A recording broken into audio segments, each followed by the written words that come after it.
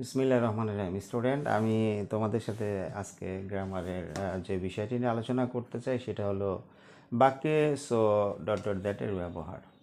So dot dot that যখন আমরা বাক্যে ব্যবহার করব, আগে আমাদের জানতে হবে সো এর বাংলা অর্থ হইলো এতই, আর দ্যাটের বাংলা অর্থ হইলো যে।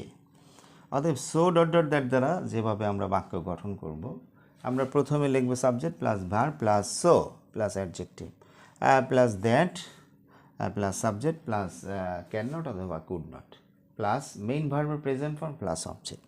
আমরা একটা উদাহরণ আমি এখানে দিয়েছি যে he is so weak that he can not walk. এখানে আমরা ইজ হলো ভার্ব, এরপর আমি সো দিয়েছি, তারপর অ্যাডজেক্টিভ, তারপর দ্যাট, তারপরে ভার্ব, তারপর ক্যান নট আমি দিয়েছি, এরপর মেইন ভার্বের প্রেজেন্ট ফর্ম। ধন্যবাদ সবাইকে। আমরা নেক্সট ক্লাসে আমি তোমাদের সাথে আরও অন্য গ্রামার নিয়ে হাজির হচ্ছি। আমরা 5 ওয়াক্ত নামাজ পড়ব, কোরআন ও হাদিসের আলোকে চলব। সে পর্যন্ত ভালো